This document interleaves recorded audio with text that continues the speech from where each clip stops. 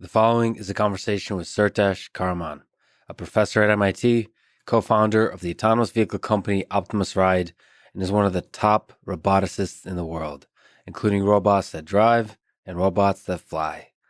To me, personally, he has been a mentor, a colleague, and a friend. He's one of the smartest and most generous people I know, so it was a pleasure and honor to finally sit down with him for this recorded conversation. This is the Artificial Intelligence Podcast. If you enjoy it, subscribe on YouTube, review it with 5 stars on Apple Podcasts, support it on Patreon, or simply connect with me on Twitter at Lex Friedman, spelled Fridman. As usual, I'll do a few minutes of ads now and never any ads in the middle that can break the flow of the conversation. I hope that works for you and doesn't hurt the listening experience. This show is presented by Cash App, the #1 finance app in the App Store. When you get it, use the code LEXPODCAST. Cash App lets you send money to friends, buy Bitcoin, and invest in the stock market with as little as $1. Since Cash App allows you to send and receive money digitally, let me mention a surprising fact about physical money.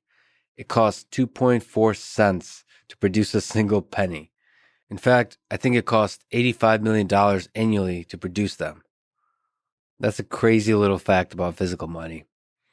So again, if you get Cash App from the App Store or Google Play and use the code LEXPODCAST, you get $10, and Cash App will also donate $10 to FIRST, an organization that is helping to advance robotics and STEM education for young people around the world.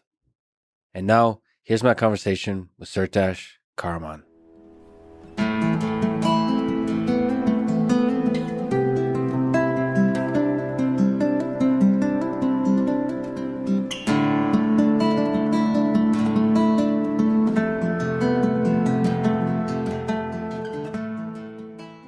Since you have worked extensively on both, what is the more difficult task? Autonomous flying or autonomous driving? That's a good question. I think that autonomous flying, just kind of doing it for consumer drones and so on, the kinds of applications that we're looking at right now, is probably easier. And so I think that that's maybe one of the reasons why it took off, like literally a little earlier than the autonomous cars.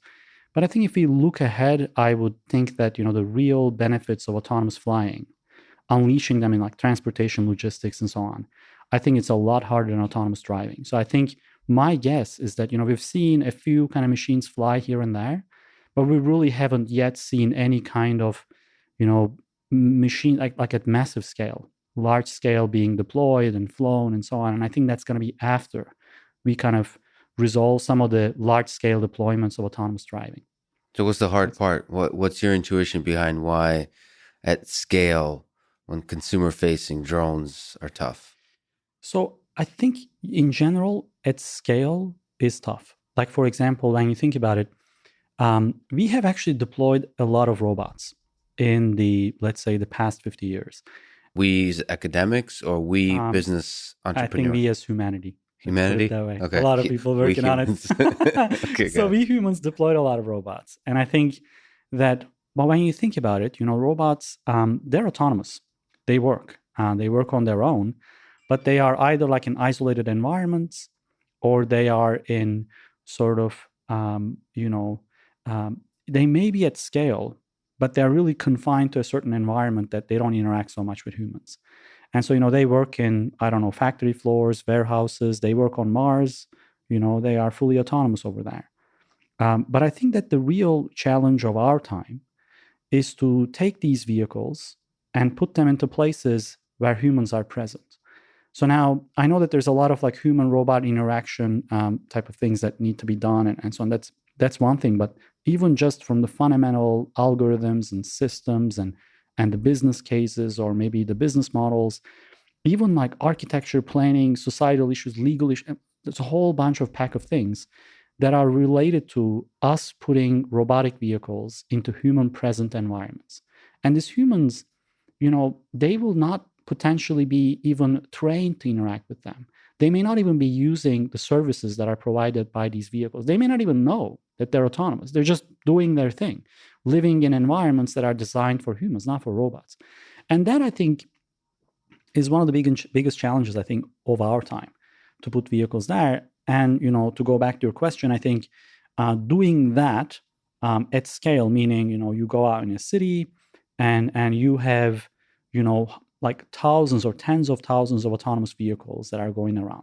It is so dense to the point where if you see one of them, you look around, you see another one. Yeah. It is that dense. And that density, we've never done anything like that before.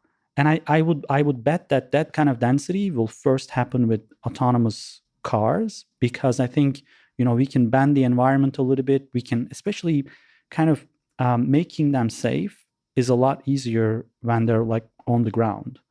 When they're in the air, it's a little bit more complicated.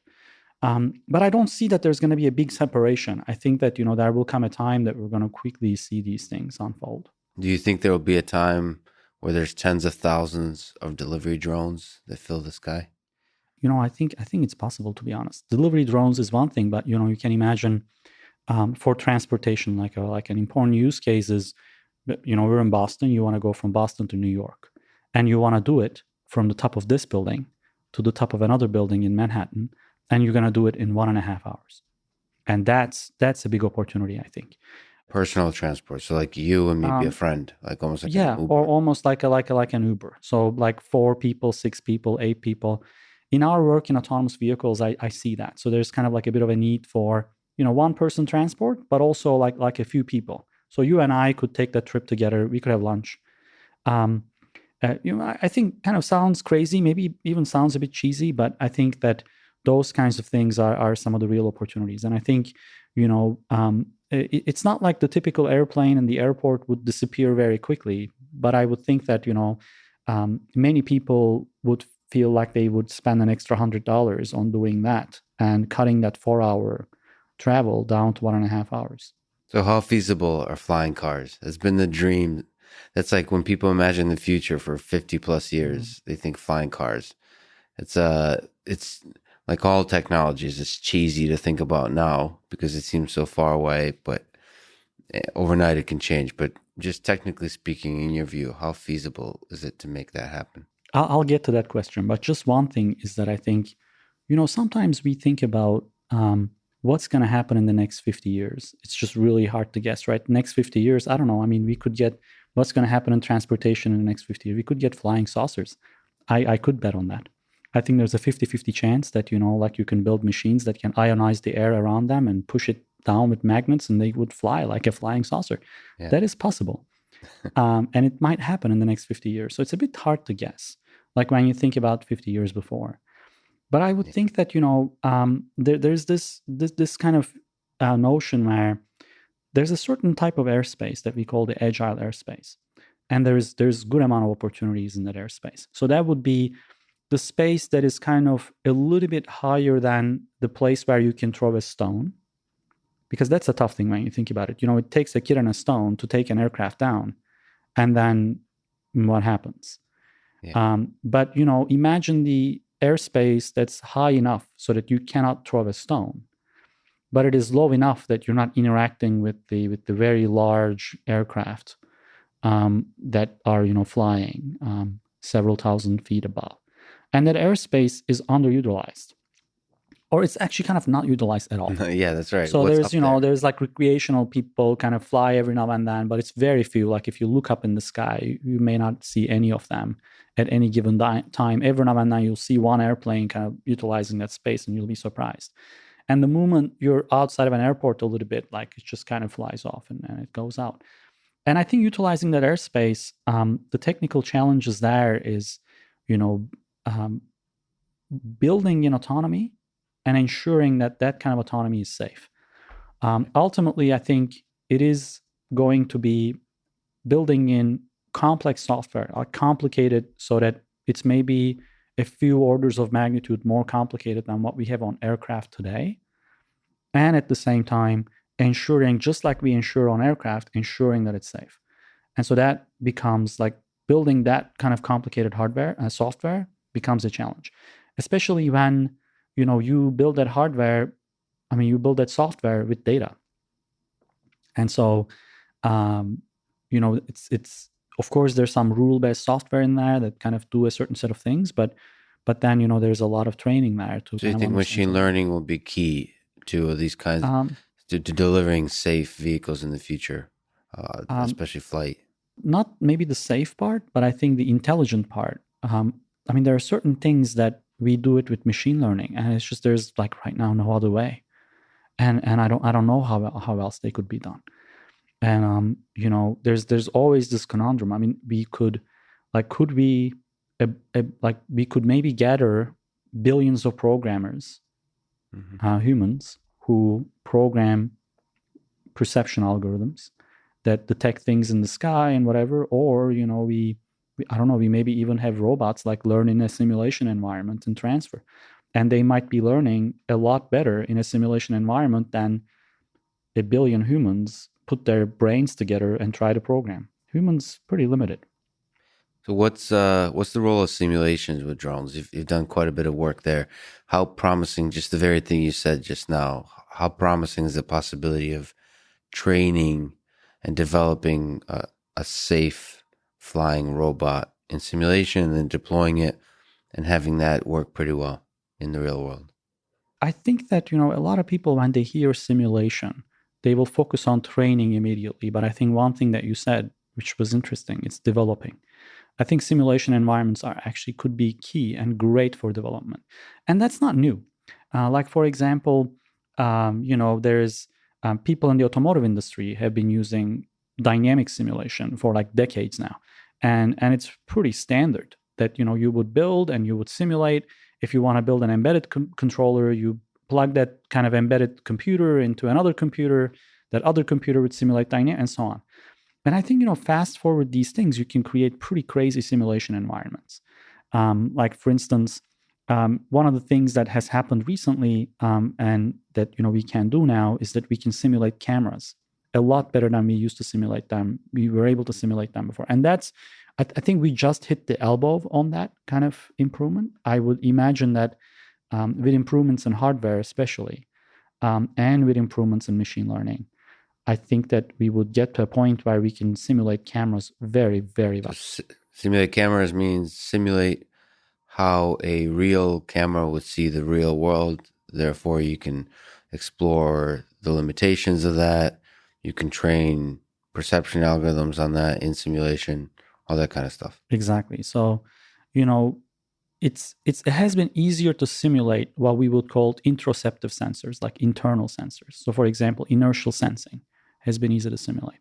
It has also been easy to simulate dynamics, like physics that are governed by ordinary differential equations. I mean, like how a car goes around, maybe how it rolls on the road, how it interacts with the road, or even an aircraft flying around, like the physics of that. What has been really hard has been to simulate exteroceptive sensors that kind of like look out from the vehicle. And that's a new thing that's coming, like laser rangefinders that are a little bit easier. Cameras, radars are a little bit tougher. I think once we nail that down, the next challenge, I think, in simulation will be to simulate human behavior. That's also extremely hard. Even when you imagine like how a human-driven car would act around, even that is hard. But imagine trying to simulate, a model of a human just doing a bunch of gestures and so on, and it's actually simulated. It's not captured like with motion capture, but it is simulated. That's very hard. In fact, today I get involved a lot with like sort of this kind of very high-end rendering projects. And I have like this test that I pass it to my friends or my mom. I send like two photos, two kind of pictures, and I say, rendered, which one is rendered, which one is real. And it's pretty hard to distinguish, except I realize, except when we put humans in there. It's possible that our brains are trained in a way that we recognize humans extremely well. But we don't so much recognize the built environments, because built environments sort of came after, per se, we evolved into sort of being humans, but humans were always there. Same thing happens, for example, you look at like monkeys and you can't distinguish one from another, but they sort of do. And it's very possible that they look at humans, it's kind of pretty hard to distinguish one from another, but we do. And so our eyes are pretty well trained to look at humans and understand if something is off, we will get it. We may not be able to pinpoint it. So in my typical friend test or mom test, what would happen is that we'd put like a human walking in a thing, and they say, this is not right. Something is off in this video. I don't know what, but I can tell you it's the human. I can take the human and I can show you like inside of a building, or like an apartment, and it will look like, if we had time to render it, it will look great. And this should be no surprise. A lot of movies that people are watching, it's all computer generated. Even nowadays, even you watch a drama movie and like there's nothing going on action wise, but it turns out it's kind of like cheaper, I guess, to render the background. And so they would. But how do we get there? How do we get a human that's would pass the mom/friend test, a simulation of a human walking? So do you think that's something we can creep up to by just doing kind of a comparison learning, where you have humans annotate what's more realistic and not, just by watching? Like, what's the path? Because it seems totally mysterious how we I think you're right. simulate human behavior. It's hard because a lot of the other things that I mentioned to you, including simulating cameras, right? It is the thing there is that we know the physics, we know how it works, like in the real world, and we can write some rules and we can do that. Like, for example, simulating cameras, there's this thing called ray tracing. I mean, you literally just kind of imagine, it's very similar to, it's not exactly the same, but it's very similar to tracing photon by photon. They're going around, bouncing on things and coming to your eye. But human behavior, developing a dynamic, like a model of that is mathematical, so that you can put it into a processor that would go through that. That's going to be hard. And so what else do you got? You can collect data, right? And you can try to match the data. Or another thing that you can do is that, you can show the friend test. You can say this or that and this or that, and that will be labeling. Anything that requires human labeling, ultimately, we're limited by the number of humans that, we have available at our disposal and the things that they can do. They have to do a lot of other things than also labeling this data. So that modeling human behavior part is I think we're going to realize it's very tough.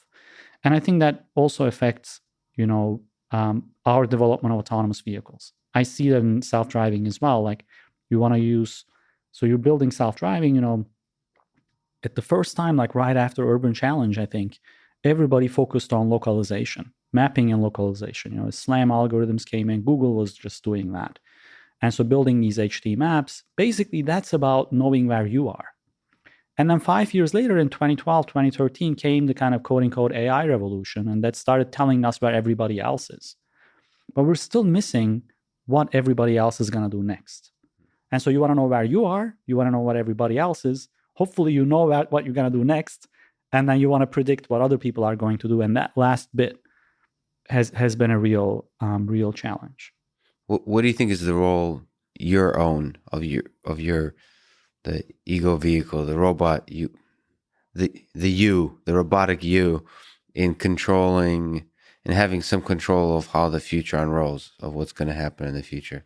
That seems to be a little bit ignored in trying to predict the future, is how you yourself can affect that future by being either aggressive or less aggressive, or signaling in some kind of way. Sort of this kind of game theoretic dance seems to be ignored for the moment. It's totally ignored. I mean, it's quite interesting actually, like how we interact with things versus we interact with humans.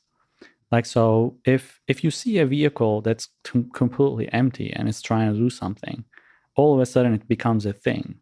So you interact with this table. And so you can throw your backpack, or you can kick it, put your feet on it and things like that. But when it's a human, there's all kinds of ways of interacting with a human. So if, like you and I are face to face, we're very civil, we talk, and we understand each other for the most part. We'll see. You just got started. So you never know what's going to happen. But the thing is that, like, for example, you and I might interact through YouTube comments, and, the conversation may go at a totally different angle. And so I think people kind of abusing these autonomous vehicles is a real issue in some sense. And so when you're an ego vehicle, you're trying to, coordinate your way, make your way. It's actually kind of harder than being a human. It's like, it's you not only need to be as smart as kind of humans are, but you're a thing. So they're going to abuse you a little bit. So you need to make sure that you can get around and do something. So I in general believe in that sort of game theoretic aspects. I've actually personally have done quite a few papers both on that kind of game theory and also like this kind of understanding people's social value orientation, for example. Some people are aggressive, some people not so much, and like a robot could understand that by just looking at how people drive. And as they kind of come and approach, you can actually understand like if someone is going to be aggressive or not as a robot, and you can make certain decisions. Well, in terms of predicting what they're going to do, the hard question is, you as a robot, should you be aggressive or not when faced with an aggressive robot? Right now, it seems like aggressive is a very dangerous thing to do because it's costly from a societal perspective, how you're perceived. People are not very accepting of aggressive robots in modern society. I think that's accurate. So that it really is. And so I'm not entirely sure like how to go about, but I know for a fact that how these robots interact with other people in there is going to be, and that interaction is always going to be there. I mean, you could be interacting with other vehicles or other just people kind of like walking around.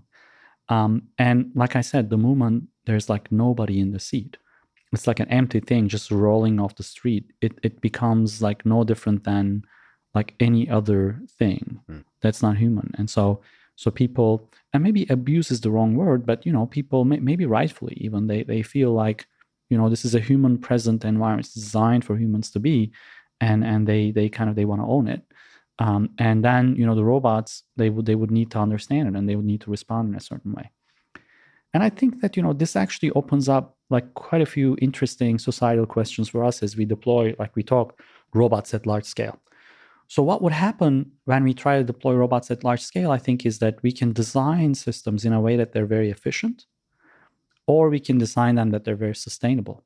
But ultimately, the sustainability efficiency trade-offs, like they're going to be right in there. And we're going to have to make some choices. Like we're not going to be able to just kind of put it aside. So for example, we can be very aggressive and we can reduce transportation delays, increase capacity of transportation. Or, we can be a lot nicer and allow other people to kind of quote unquote own the environment and live in a nice place. And then efficiency will drop. So when you think about it, I think sustainability gets attached to energy consumption or environmental impact immediately. And those are there. But like livability is another sustainability impact. So you create an environment that people want to live in. And if robots are going around being aggressive, you don't want to live in that environment, maybe. However, you should note that if you're not being aggressive, then you're probably taking up some delays in transportation and this and that. So you're always balancing that. And I think this choice has always been there in transportation, but I think the more autonomy comes in, the more explicit the choice becomes. Yeah, and when it becomes explicit, then we can start to optimize it, and then we'll get to ask the very difficult societal questions of what do we value more, efficiency or sustainability. It's kind of interesting. I think that will happen. I think we're going to have to like, I think that the interesting thing about like the whole autonomous vehicles question, I think, is also kind of, I think a lot of times, we have focused on technology development like hundreds of years, and the products somehow followed, and then we got to make these choices and things like that. But this is a good time that we even think about autonomous taxi type of deployments and the systems that would evolve from there. And you realize the business models are different, the impact on architecture is different, urban planning. You get into like regulations, and then you get into like these issues that you didn't think about before, but like sustainability and ethics is like right in the middle of it. I mean, even testing autonomous vehicles, like think about it. You're testing autonomous vehicles in human present environments. I mean, the risk may be very small, but still, it's a strictly greater than zero risk that you're putting people into. And so then you have that innovation, risk trade-off that you're in that somewhere. And we understand that pretty well now is that if we don't test, at least the development will be slower. I mean, it doesn't mean that we're not going to be able to develop. I think it's going to be pretty hard, actually. Maybe we can, maybe we don't, I don't know. But the thing is that those kinds of trade-offs we already are making. And as these systems become more ubiquitous, I think those trade-offs will just really hit. So you are one of the founders of Optimus Ride, an autonomous vehicle company. We'll talk about it, but let me on that point, ask maybe good examples, keeping Optimus Ride out of this question, sort of exemplars of different strategies on the spectrum of innovation and safety or caution. So, like Waymo, Google self-driving car, Waymo represents maybe a more cautious approach, and then you have Tesla on the other side, headed by Elon Musk, that represents a more, however, which adjective you want to use, aggressive, innovative, I don't know. But what do you think about the difference between the two strategies? In your view, what's more likely, what's needed and is more likely to succeed in the short term and in the long term? Definitely some sort of a balance is kind of the right way to go. But I do think that the thing that is the most important is actually like an informed public. So I don't mind, I personally, like if I were in some place, I wouldn't mind so much like taking a certain amount of risk. Some other people might. And so I think the key is for people to be informed, and so that ideally they can make a choice. In some cases, that kind of choice, making that unanimously is of course very hard. But I don't think it's actually that hard to inform people. So I think in one case, like for example, even the Tesla approach, I don't know, it's hard to judge how informed it is, but it is somewhat informed. I mean, things kind of come out. I think people know what they're taking and things like that and so on.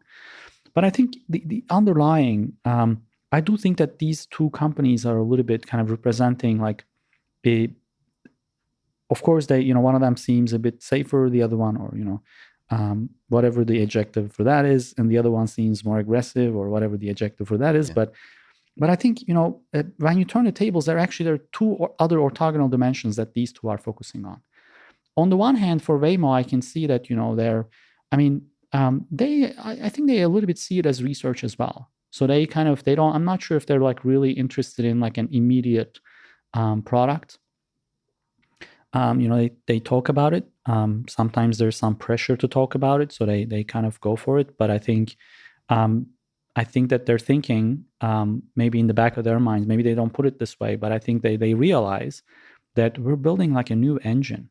It's kind of like, call it the AI engine or whatever that is. And autonomous vehicles is a very interesting embodiment of that engine that allows you to understand where the ego vehicle is, the ego thing is, where everything else is, what everything else is going to do, and how do you react? How do you actually, interact with humans the right way? How do you build these systems? And I think they want to know that. They want to understand that. And so they keep going and doing that. And so on the other dimension, Tesla is doing something interesting. I mean, I think that they have a good product. People use it.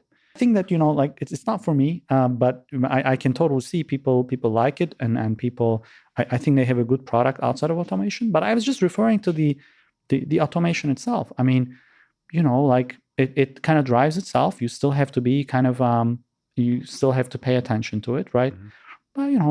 But, people seem to use it. So it works for something. And so I think people are willing to pay for it. People are willing to buy it. I think it's one of the other reasons why people buy a Tesla car. Maybe one of those reasons is Elon Musk is the CEO, and he seems like a visionary person. That's what people think. He seems like a visionary person, and so that adds like $5,000 to the value of the car, and then maybe another $5,000 is the autopilot, and it's useful. I mean, it's useful in the sense that like people are using it, and so I can see Tesla. Sure, of course, they want to be visionary. They want to kind of put out a certain approach, and they may actually get there. But I think that there's also a primary benefit of doing all these updates and rolling it out, because people pay for it, and it's basic demand, supply, market, and people like it. They're happy to pay another $5,000, $10,000 for that novelty or whatever that is. They use it. It's not like they get it and they try it a couple times, it's a novelty, but they use it a lot of the time. And so I think that's what Tesla is doing. It's actually pretty different. Like they are on pretty orthogonal dimensions of what kind of things that they're building. They are using the same AI engine. So it's very possible that, they're both going to be sort of one day kind of using a similar, almost like an internal combustion engine. It's a very bad metaphor, but similar internal combustion engine, and maybe one of them is building like a car, the other one is building a truck or something. So ultimately the use case is very different. So you, like I said, are one of the founders of Optimus Ride. Let's take a step back. It's one of the success stories in the autonomous vehicle space. It's a great autonomous vehicle company. Let's go from the very beginning. What does it take to start an autonomous vehicle company? How do you go from idea to deploying vehicles like you are in a bunch of places, including New York? I would say that I think that, what happened to us was the following. I think we've realized a lot of kind of talk in the autonomous vehicle industry back in like 2014, even when we wanted to kind of get started. And I don't know, like I would hear things like fully autonomous vehicles 2 years from now, 3 years from now. I kind of never bought it. I was a part of MIT's Urban Challenge entry. It kind of like it has an interesting history. So I did in college and in high school sort of a lot of mathematically oriented work. And I think I kind of, at some point, it kind of hit me. I wanted to build something. And so I came to MIT's mechanical engineering program. And I now realize, I think my advisor hired me because I could do like really good math. Mm-hmm. But I told him that, no, I want to work on that urban challenge car. I want to build the autonomous car. And I think that was kind of like a process where we really learned, what the challenges are and what kind of limitations are we up against. Like having the limitations of computers or understanding human behavior. There's so many of these things. And I think it just kind of didn't. And so we said, hey, why don't we take a more like a market-based approach? So we focus on a certain kind of market and we build a system for that. What we're building is not so much of like an autonomous vehicle only, I would say. So we build full autonomy into the vehicles. But, the way we kind of see it is that we think that the approach should actually involve humans operating them, not just not sitting in the vehicle. And I think today, what we have is we have one person operate one vehicle, no matter what that vehicle. It could be a forklift, it could be a truck, it could be a car, whatever that is. And we want to go from that to 10 people operate 50 vehicles. How do we do that? You're referring to a world of maybe perhaps teleoperation. So can you just say what it means for 10? It might be confusing for people listening. What does it mean for 10 people to control 50 vehicles?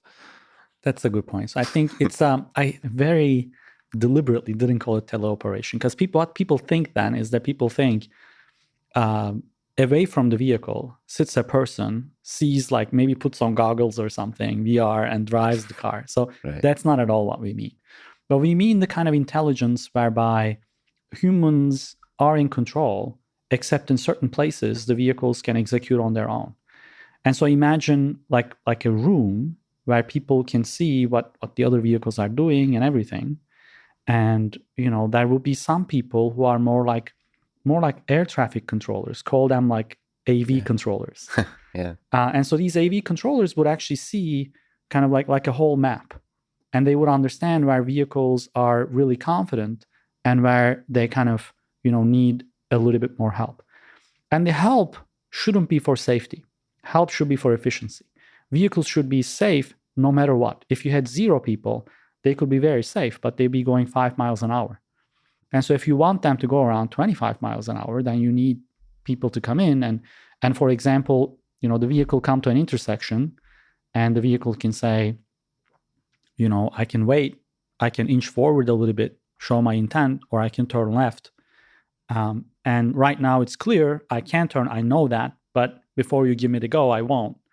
And so that's one example. This doesn't mean necessarily we're doing that, actually. I think if you go down all that much detail, that every intersection you're kind of expecting a person to press a button, then I don't think you'll get the efficiency benefits you want. You need to be able to kind of go around and be able to do these things, but I think you need people to be able to set high-level behavior to vehicles. That's the other thing with autonomous vehicles. I think a lot of people kind of think about it as follows. This happens with technology a lot. You think, all right, so I know about cars and I heard robots. So I think how this is going to work out is that I'm going to buy a car, press a button, and it's going to drive itself. And when is that going to happen? and people kind of tend to think about it that way. But when you think about what really happens is that something comes in a way that you didn't even expect. If asked, you might have said, I don't think I need that, or I don't think it should be that, and so on. And then that becomes the next big thing, quote unquote. And so I think that this kind of different ways of humans operating vehicles could be really powerful. I think that sooner than later, we might open our eyes up to a world in which you go around, walk in a mall, and there's a bunch of security robots that are exactly operated in this way. You go into a factory or a warehouse, there's a whole bunch of robots that are operated exactly in this way. You go to the Brooklyn Navy Yard, you see a whole bunch of autonomous vehicles, Optimus Ride, and they're operated maybe in this way. Yes. But I think people kind of don't see that.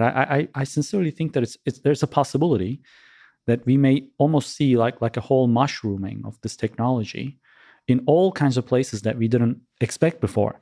And that may be the real surprise. And then one day when your car actually drives itself, it may not be all that much of a surprise at all, because you see it all the time. You interact with them. You take the Optimus Ride. Hopefully that's your choice. And then, you hear a bunch of things. You go around, you interact with them. I don't know, like you have a little delivery vehicle that goes around the sidewalks and delivers you things. And then you take it. It says, thank you. And then you get used to that. And one day your car actually drives itself and the regulation goes by and you can hit the button and sleep. And it wouldn't be a surprise at all. I think that may be the real reality. So there's going to be a bunch of applications that pop up around autonomous vehicles, some of which, maybe many of which we don't expect at all. So if we look at Optimus Ride, what do you think, the viral application, the one that like really works for people in mobility, what do you think Optimus Ride will connect with in the near future first? I think that the first places that I like to target, honestly, is like these places where transportation is required within an environment. Like people typically call it geofenced. So you can imagine like a roughly 2 mile by 2 mile, could be bigger, could be smaller type of an environment. And there's a lot of these kinds of environments that are typically transportation deprived. The Brooklyn Navy Yard that we're in today, we're in a few different places, but that was the one that was last publicized. Well, that's a good example. So there's not a lot of transportation there. And you wouldn't expect, like, I don't know, I think maybe operating an Uber there ends up being sort of a little too expensive. Or when you compare it with operating Uber elsewhere, elsewhere becomes the priority, and those places become totally transportation deprived. And then what happens is that, people drive into these places, and to go from point A to point B inside this place within that day, they use their cars. Mm-hmm.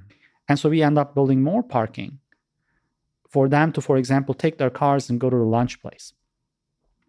And I think that one of the things that can be done is that, you can put in efficient, safe, sustainable transportation systems into these types of places first. And I think that, you could deliver mobility in an affordable way, affordable, accessible, sustainable way. But I think what also it enables is that this kind of effort, money, area, land that we spend on parking, you could reclaim some of that. And that is on the order of, like, even for a small environment, like 2 mile by 2 mile, it doesn't have to be smack in the middle of New York. I mean, anywhere else, you're talking tens of millions of dollars. If you're smack in the middle of New York, you're looking at billions of dollars of savings just by doing that. And that's the economic part of it. And there's a societal part, right? I mean, just look around. I mean, the places that we live are like built for cars. It didn't look like this just like 100 years ago. Mm-hmm. Like today, no one walks in the middle of the street. It's for cars. No one tells you that growing up, but you grow into that reality.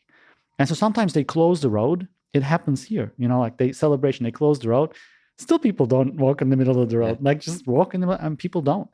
But I think it has so much impact, the car in the space that we have. And I think we talked about sustainability, livability. I mean, ultimately, these kinds of places, that parking spots at the very least, could change into something more useful, or maybe just like park areas, recreational.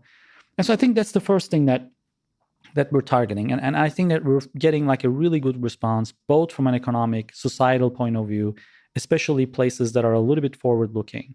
And Like, for example, Brooklyn Navy Yard, they have tenants. There's this thing there called like New Lab. It's kind of like an innovation center. There's a bunch of startups there. And so, you get those kinds of people. And they're really interested in sort of making that environment more livable. And these kinds of solutions that Optimus Ride provides almost kind of comes in and becomes that. And many of these places that are transportation deprived, they have, they actually rent shuttles. And so, you can ask anybody, the shuttle experience is like terrible. People hate shuttles. And I can tell you why. It's because, like the driver is very expensive in a shuttle business. So what makes sense is to attach 20, 30 seats to a driver. And a lot of people have this misconception. They think that shuttles should be big. Sometimes we get that at Optimus Ride. We tell them we're going to give you like 4-seaters, 6-seaters. And we get asked like, how about like 20-seaters? I'm like, you don't need 20-seaters. You want to split up those seats so that they can travel faster and the transportation delays would go down. That's what you want. If you make it big, not only you will get delays in transportation, but you won't have an agile vehicle. It will take a long time to speed up, slow down, and so on. You need to climb up to the thing. So it's kind of like really hard to interact with. And scheduling too, perhaps when you have more smaller vehicles, it becomes closer to Uber, where you can actually get a personal, just the logistics of getting the vehicle to you becomes easier when you have a giant shuttle. There's fewer of them, and it probably goes on a specific route that it's supposed to hit. And when you go on a specific route and all seats travel together, versus, you have a whole bunch of them, you can imagine the route you can still have. But you can imagine you split up the seats, and instead of, them traveling like, I don't know, a mile apart, they could be like, half a mile apart if you split them into two. Yeah. That basically would mean that your delays, when you go out, you won't wait for them for a long time. And that's one of the main reasons, or you don't have to climb up. The other thing is that I think if you split them up in a nice way, and if you can actually know where people are going to be somehow, you don't even need the app. A lot of people ask us the app. We say, why don't you just walk into the vehicle? How about you just walk into the vehicle, it recognizes who you are, and it gives you a bunch of options of places that you go, and you just kind of go there. People kind of also internalize the apps. Yeah. Everybody needs an app. It's like you don't need an app. You just walk into the thing. Just walk up. But I think one of the things that, we really try to do is to take that shuttle experience that no one likes and tilt it into something that everybody loves. And so I think that's another important thing. I would like to say that carefully, just like teleoperation, like we don't do shuttles. We're really kind of thinking of this as a system or a network that we're designing. But ultimately we go to places that would normally rent a shuttle service that people wouldn't like as much, and we want to tilt it into something that people love. So you've mentioned this actually earlier, but how many Optimus Ride vehicles do you think would be needed for any person in Boston or New York? If they step outside, there will be, this is like a mathematical question, there will be 2 Optimus Ride vehicles within line of sight. Is that the right number? 2? Yeah, well, at least like, one. For example, that's the density. So meaning that if you see one vehicle, you look around, you see another one too. Imagine Tesla would tell you they collect a lot of data. Do you see that with Tesla? Like you just walk around and you look around, you see Tesla? Probably not. Very specific areas of California, maybe. Maybe.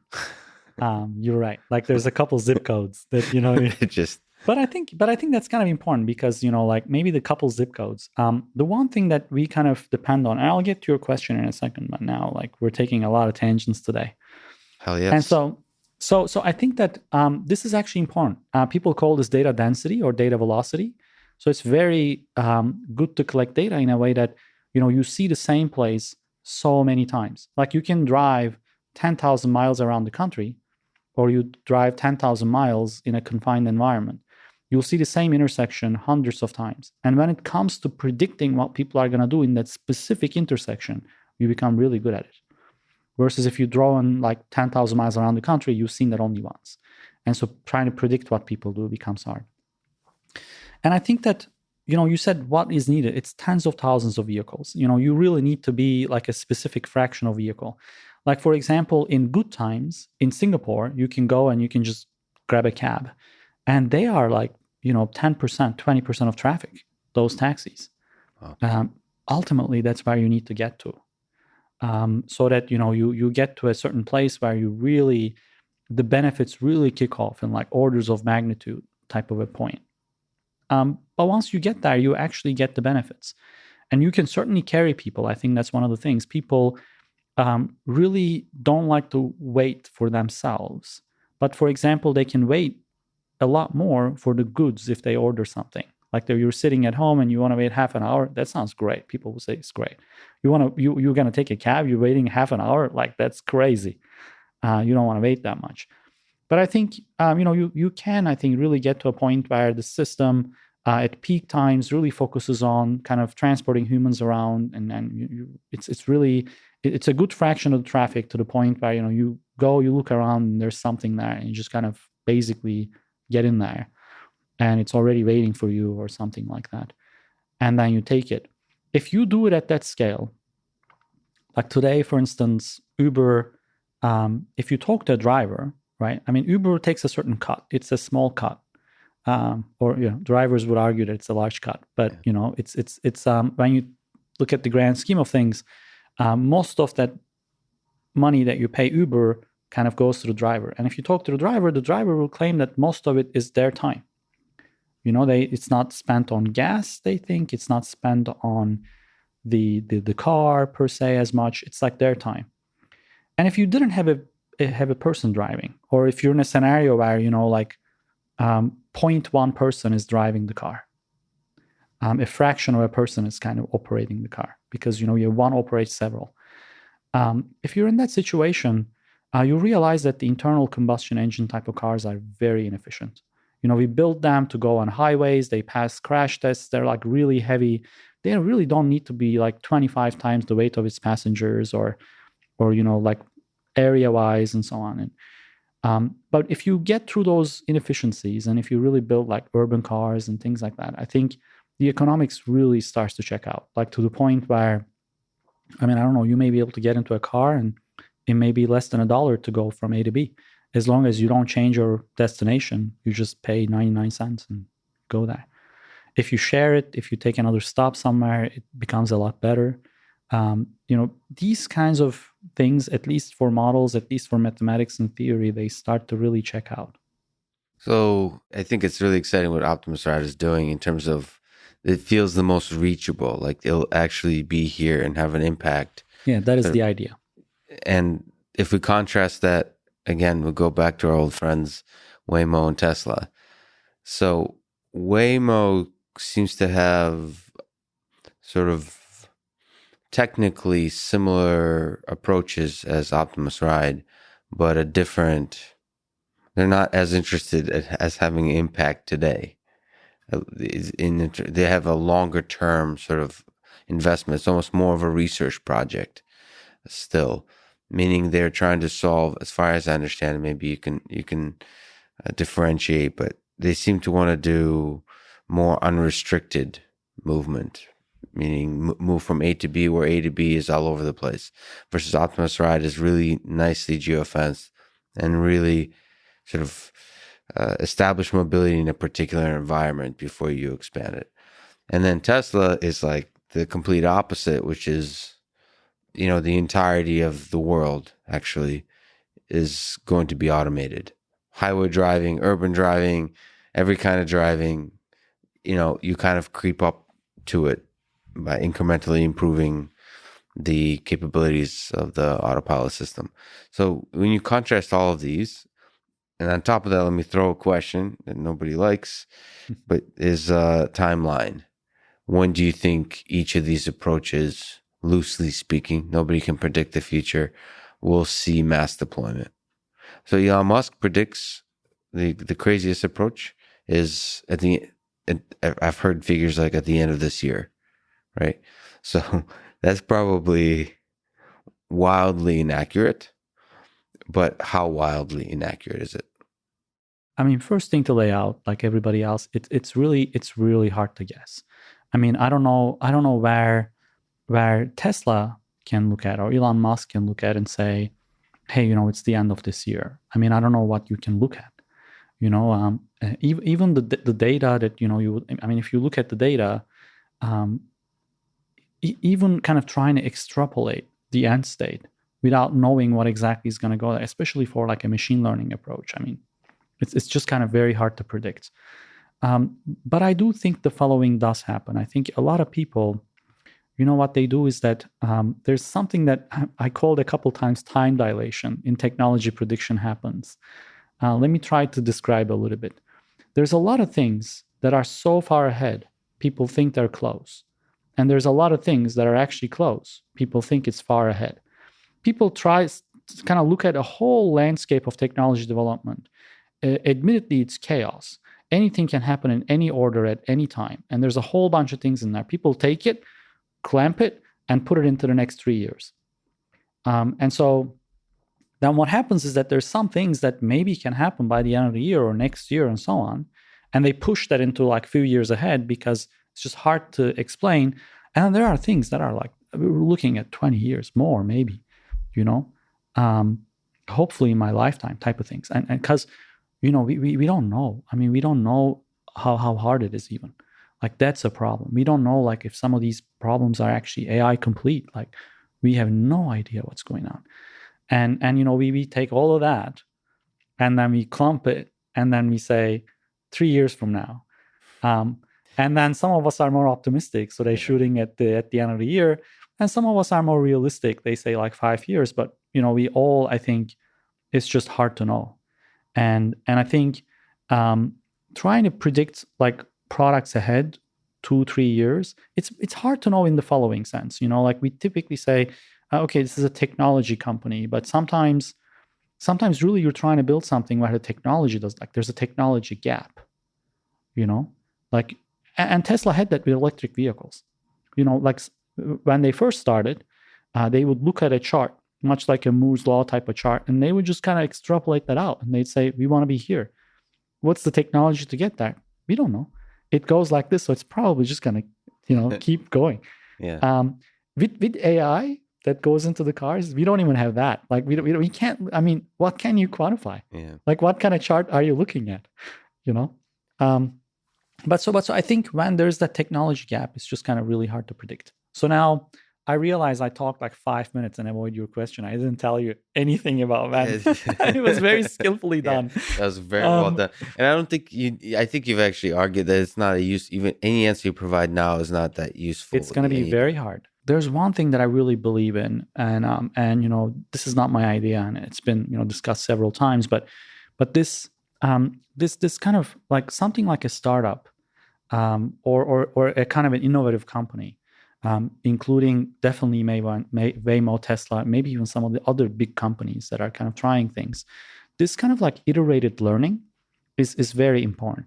The fact that we're over there and we're trying things and so on, I think that's important. We try to understand, and I think that the quote unquote Silicon Valley has done that with business models pretty well. And now I think we're trying to get to do it where there's a literal technology gap. I mean, before, like, you're trying to build, I'm not trying to, I think these companies are building great technology to, for example, enable internet search, to do it so quickly. And that kind of wasn't there so much. But at least like it was a kind of a technology that you could predict to some degree and so on. And now we're just kind of trying to build, things that it's kind of hard to quantify. What kind of a metric are we looking at?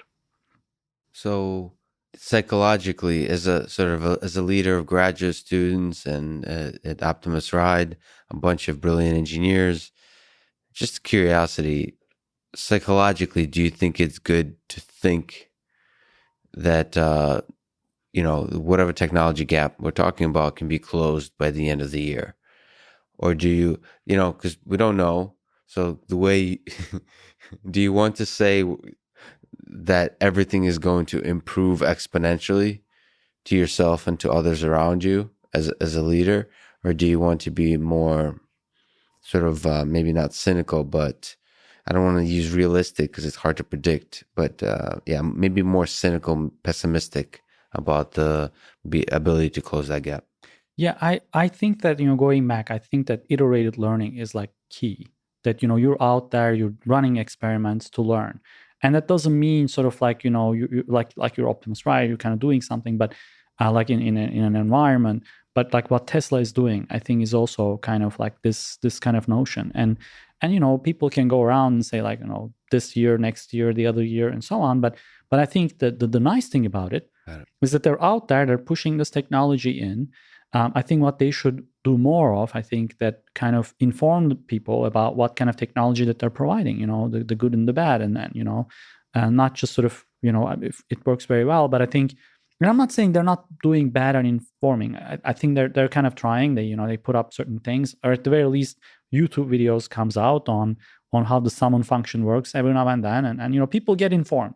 Yes. And so that kind of cycle continues. But I admire it. I think they kind of go out there and they do great things. They do their own kind of experiment. I think we do our own. And I think we're closing some similar technology gaps, but some are orthogonal as well. I think like we talked about, people being remote, like it's something, or in the kind of environments that we're in, or think about a Tesla car, maybe you can enable it one day, like there's, low traffic, like you're kind of the stop and go motion, you just hit the button and you can really, or maybe there's another, lane that you can pass into, you go in there. I think they can enable these kinds of, I believe it. And so I think that part, that is really important and that is really key. And beyond that, I think, when is it exactly going to happen and so on? I mean, it's like I said, it's very hard to predict. And I would imagine that it would be good to do some sort of like a 1 or 2 year plan when it's a little bit more predictable, that, the technology gaps you close and the kind of sort of product that would ensue. So I know that from Optimus Ride or, other companies that I get involved in, I mean, at some point you find yourself in a situation where you're trying to build a product and people are investing in that, building effort. And those investors, that they do want to know, as they compare the investments they want to make, they do want to know what happens in the next 1 or 2 years. And I think that's good to communicate that. But I think beyond that, it becomes a vision that we want to get to someday, and saying 5 years, 10 years, I don't think it means anything. But iterative learning is key. The whole to do and learn. I think that is key. I got to sort of throw back right at you criticism in terms of, like Tesla or somebody communicating, how someone works and so on. I got the chance to visit Optimus Ride, and you guys are doing some awesome stuff, and yet the internet doesn't know about it. So you should also communicate more, showing off some of the awesome stuff, the stuff that works and stuff that doesn't work. I mean, it's just the stuff I saw with the tracking of different objects and pedestrians and so on. I mean, incredible stuff going on there. It's just cool. Maybe it's just the nerd in me, but I think the world would love to see that kind of stuff. Yeah, that's well taken. I think, I should say that it's not like, we weren't able to. I think we made a decision at some point.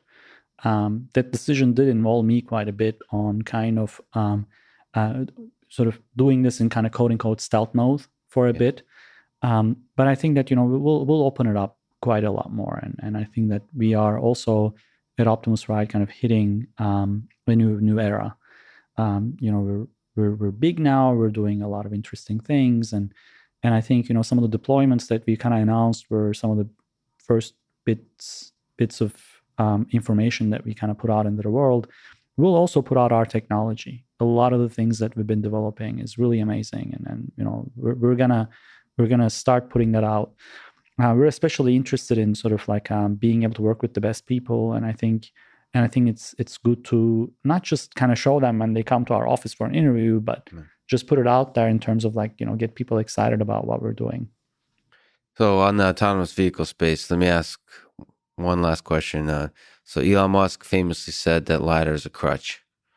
So I've talked to a bunch of people about it. Got to ask you. You use that crutch quite a bit in the DARPA days.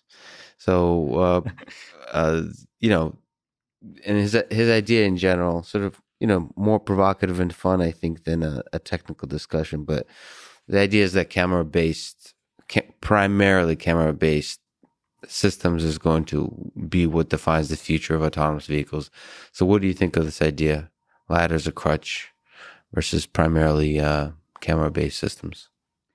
first things first. I think, I'm a big believer in just camera-based autonomous vehicle systems. Like, I think that, you can put in a lot of autonomy and you can do great things. And it's very possible that at the time scales, like we said, we can't predict 20 years from now. Like, you may be able to do things that we're doing today only with LiDAR, and you may be able to do them just with cameras. And I think that, you can just, I think that I will put my name on it too. Like, there will be a time when you can only use cameras and you'll be fine. At that time, though, it's very possible that, you find the LiDAR system as another robustifier, or it's so affordable that it's stupid not to, just kind of put it there. And I think, we may be looking at a future like that.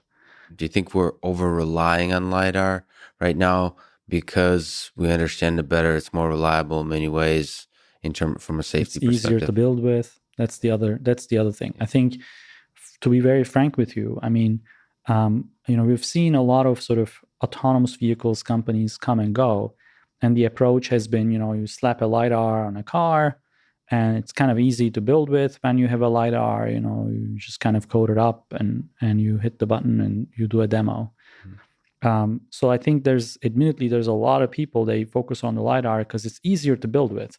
That doesn't mean that, without the camera, just cameras, you cannot do what they're doing, but it's just kind of a lot harder. And so you need to have certain kind of expertise to exploit that. What we believe in, and you've maybe seen some of it, is that we believe in computer vision. We certainly work on computer vision at Optimus Ride by a lot, and we've been doing that from day one. And we also believe in sensor fusion. So we have a relatively minimal use of LiDARs, but we do use them. And I think, in the future, I really believe that the following sequence of events may happen. First things first, number one, there may be a future in which, there's like cars with LiDARs and everything and the cameras, but, in this 50-year ahead future, they can just drive with cameras as well, especially in some isolated environments, and cameras, they go and they do the thing. In the same future, it's very possible that, the LiDARs are so cheap and frankly make the software maybe a little less compute intensive at the very least, or maybe less complicated so that they can be certified or ensured of their safety and things like that, that it's kind of stupid not to put the LiDAR. Like, imagine this. You either pay money for the LiDAR or you pay money for the compute. And if you don't put the LiDAR, it's a more expensive system because you have to put in a lot of compute. Like, this is another possibility. I do think that a lot of the sort of initial deployments of self-driving vehicles, I think they will involve LiDARs. And especially either short range or low resolution LiDARs are actually not that hard to build in solid state. They're still scanning, but like MEMS type of scanning LiDARs and things like that, they're actually not that hard. I think they will maybe kind of playing with the spectrum and the phase arrays. They're a little bit harder, but I think putting a MEMS mirror in there that kind of scans the environment, it's not hard. The only thing is that, you just like with a lot of the things that we do nowadays in developing technology, you hit fundamental limits of the universe. The speed of light becomes a problem.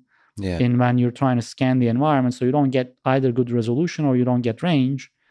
But it's something that you can put in there affordably. So let me jump back to drones. You have a role in the Lockheed Martin Alpha Pilot Innovation Challenge, where teams compete in drone racing.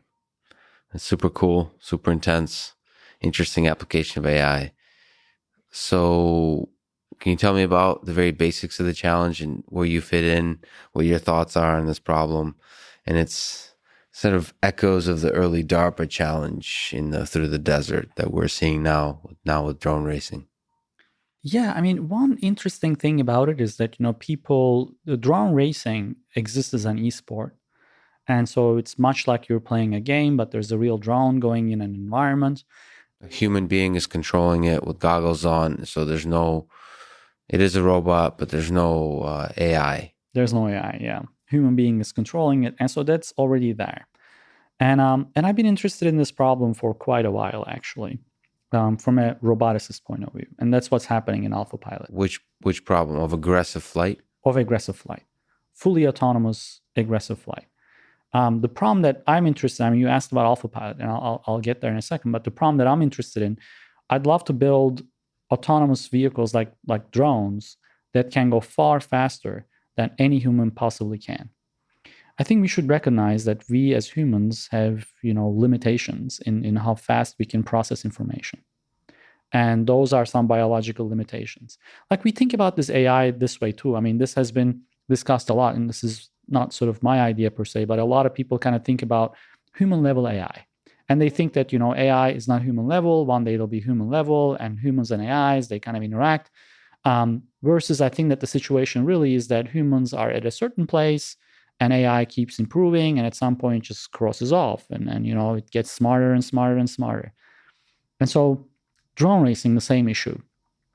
Humans play this game, and you have to react in milliseconds. And there's really, you see something with your eyes, and then that information just flows through your brain into your hands so that you can command it.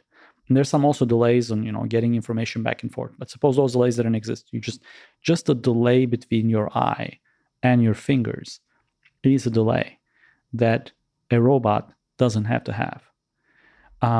So we end up building in my research group systems that see things at a kilohertz, like a human eye would barely hit 100 hertz. So imagine things that see stuff in slow motion, like 10x slow motion. It will be very useful. Like, we talked a lot about autonomous cars, so we don't get to see it, but 100 lives are lost every day just in the United States on traffic accidents. And many of them are known cases, you're coming through like a ramp, going into a highway, you hit somebody and you're off, or, you kind of get confused, you try to swerve into the next lane, you go off the road and you crash, whatever.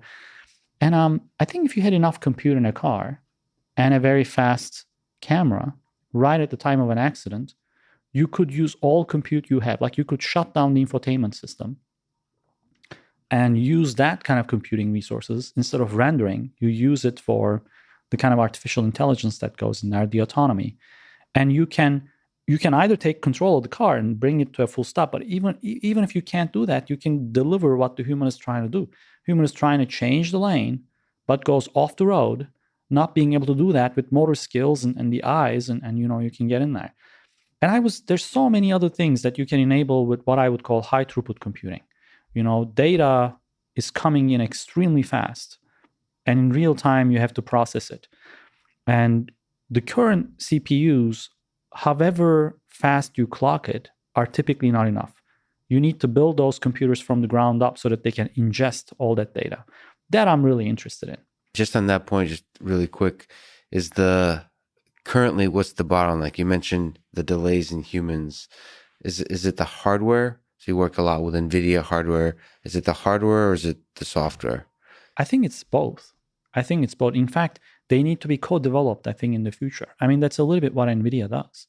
Sort of they almost build the hardware, and then they build the neural networks, and then they build the hardware back and the neural networks back. And it goes back and forth, but it's that co-design. And I think that, we tried to build a fast drone that could use a camera image to track what's moving in order to find where it is in the world. This typical sort of, visual inertial state estimation problems that we would solve. And, we just kind of realized that we're at the limit sometimes of, doing simple tasks. We're at the limit of the camera frame rate. Because, if you really want to track things, you want the camera image to be 90% kind of or somewhat the same from one frame to the next. That's right. And why are we at the limit of the camera frame rate? It's because camera captures data. It puts it into some serial connection. It could be USB, or there's something called camera serial interface that we use a lot. It puts into some serial connection, and copper wires can only transmit so much data. And you hit the Shannon limit on copper wires. And you hit yet another kind of universal limit that you can transfer the data. So you have to be much more intelligent on how you capture those pixels. You can take compute and put it right next to the pixels. People are How building hard is those. it to do? How hard is it Um, to get past the bottleneck of the copper wire? yeah, you need to do a lot of parallel processing, as you can imagine. The same thing happens in the GPUs. Like the data is transferred in parallel somehow. It gets into some parallel processing.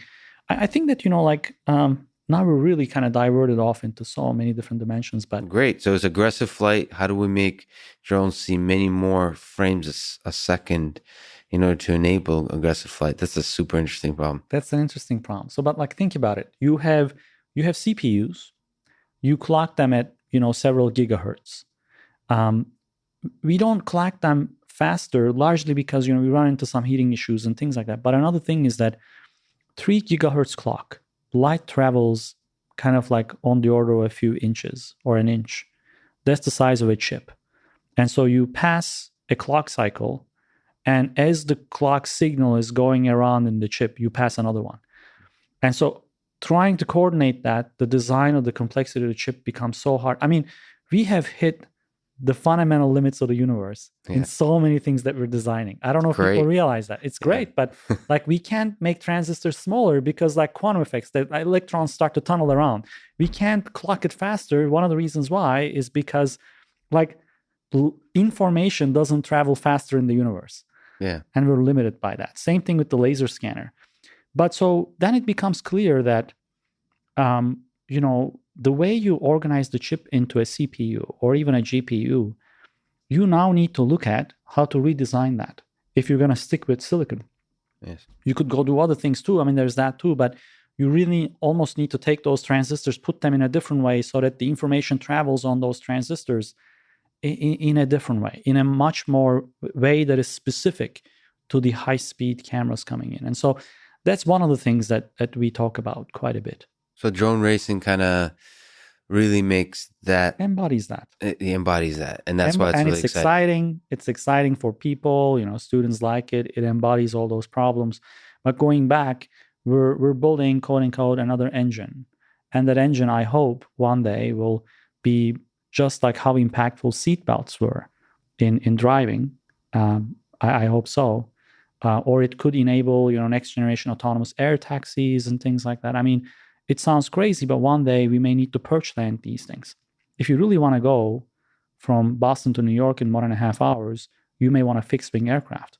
Most of these companies that are kind of doing, quote-unquote, flying cars, they're focusing on that. But then how do you land it on top of a building?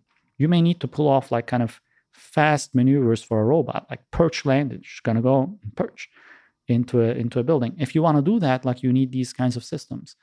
And so drone racing, it's being able to go way faster than any human can comprehend.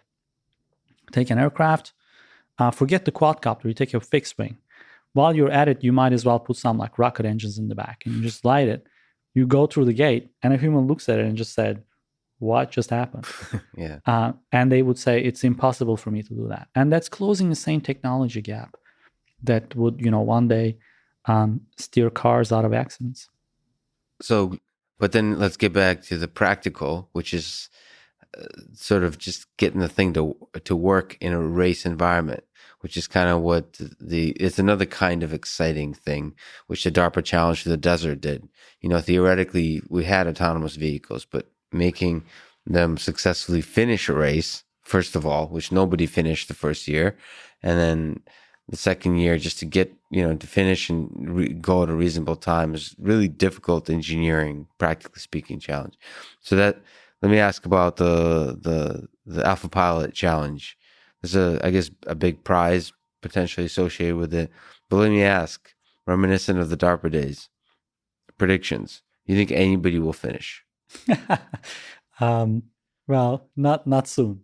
I think that depends on how you set up the race course. And so if the race course is a slalom course, I think people will kind of do it. But can you set up some course, literally some course? You get to design it as the algorithm developer. Can you set up some course so that you can beat the best human? When is that going to happen? That's not very easy. Even just setting up some course. If you let the human that you're competing with set up the course, it becomes a lot harder.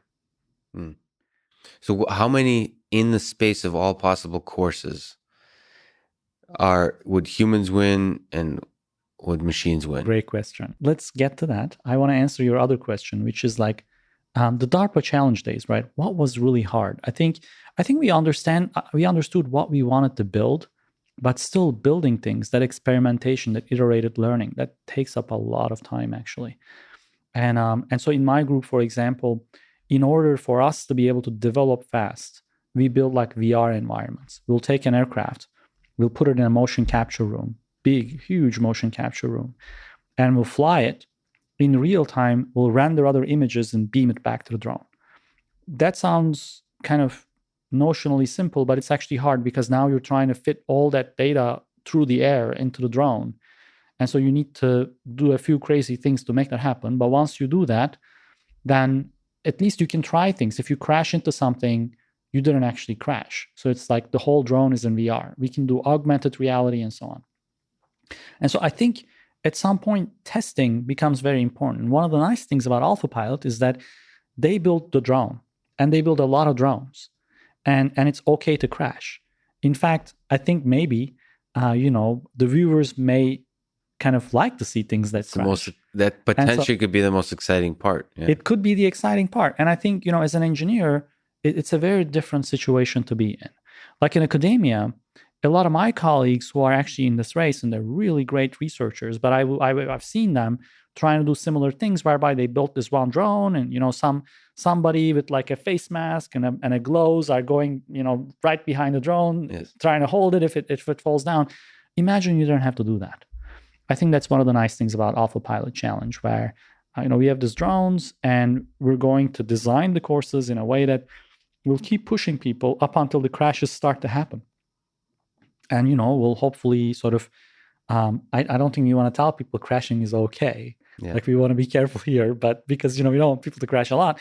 But certainly, we want them to push it so that everybody crashes once or twice, and they're really pushing it to their limits. And that's where iterated learning comes in. Because every crash is a lesson. Is a lesson, exactly. So in terms of the space of possible courses, how do you think about it in the war of human versus machines? Where do machines win? We look at that quite a bit. I mean, I think that you will see quickly that like you can design a course, and in certain courses, like in the middle somewhere, if you kind of run through the course once, the machine gets beaten pretty much consistently by slightly. But if you go through the course like 10 times, humans get beaten very slightly but consistently. So humans at some point, you get confused, you get tired and things like that, versus this machine is just executing the same line of code tirelessly, just going back to the beginning and doing the same thing exactly. I think that kind of thing happens. And as I realize, sort of as humans, there's the classical things, that everybody has realized. Like if you put in some sort of like strategic thinking, that's a little bit harder for machines to, I think, sort of comprehend. Precision is easy to do, so that's what they excel in. And also sort of repeatability is easy to do. That's what they excel in. You can build machines that excel in strategy as well and beat humans that way too, but that's a lot harder to build. I have a million more questions, but in the interest of time, last question. Yeah. What is the most beautiful idea you've come across in robotics? Whether a simple equation, an experiment, a demo, a simulation, piece of software, what just gives you pause? That's an interesting question. I have done a lot of work myself in decision making, so I've been interested in that area. So, in robotics, you have somehow the field has split into like, there's people who would work on like perception, how robots perceive the environment, then how do you actually make like decisions, and there's people also like how do you interact with robots. There's a whole bunch of different fields, and I have admittedly worked a lot on the more control and decision making than the others, and I think that the one equation that has always kind of baffled me is Bellman's equation.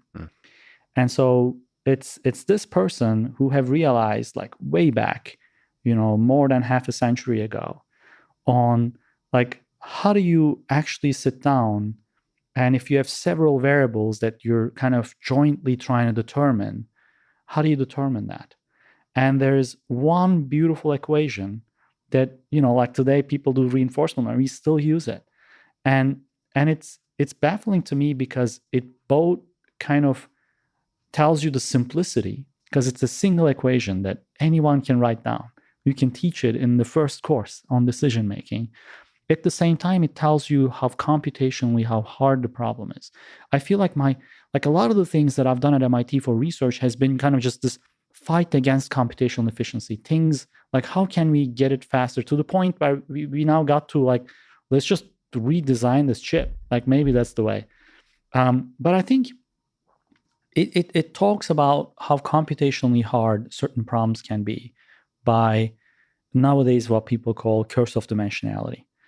And so as the number of variables kind of grow, the number of decisions you can make grows rapidly. Like if you have, 100 variables, each one of them take 10 values, all possible assignments is more than the number of atoms in the universe. It's just crazy.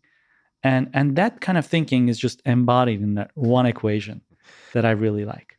And the beautiful balance between it being theoretically optimal and somehow, practically speaking, given the curse of dimensionality, nevertheless, in practice, works among, despite all those challenges, which is quite incredible. Which is quite incredible. So, I would say that it's kind of like quite baffling, actually, in a lot of fields that we think about how little we know, and so I think here too, we know that in the worst case, things are pretty hard, but, in practice, generally things work. So it's kind of baffling in decision making, how little we know. Just like how little we know about the beginning of time, how little we know about, our own future. Like if you actually go into like from Bellman's equation all the way down, I mean, there's also how little we know about like mathematics. I mean, we don't even know if the axioms are like consistent. It's just crazy. Yeah. I think a good lesson there, just like as you said, we tend to focus on the worst case or the boundaries of everything we're studying. And then the average case seems to somehow work out. If you think about life in general, we mess it up a bunch, we freak out about a bunch of the traumatic stuff, but in the end, it seems to work out okay. Yeah, that seems like a good metaphor. Sertac, thank you so much for being a friend, a colleague, a mentor. I really appreciate it. It's an honor to talk to you. Likewise. Thank you, Lex. Thanks for listening to this conversation with Sertac Karaman, and thank you to our presenting sponsor, Cash App. Please consider supporting the podcast by downloading Cash App and using code LEXPODCAST. If you enjoy this podcast, subscribe on YouTube, review it with 5 stars on Apple Podcasts, support it on Patreon, or simply connect with me on Twitter at Lex Friedman. And now, let me leave you with some words from HAL 9000 from the movie 2001: A Space Odyssey. I'm putting myself to the fullest possible use, which is all I think that any conscious entity can ever hope to do. Thank you for listening, and hope to see you next time.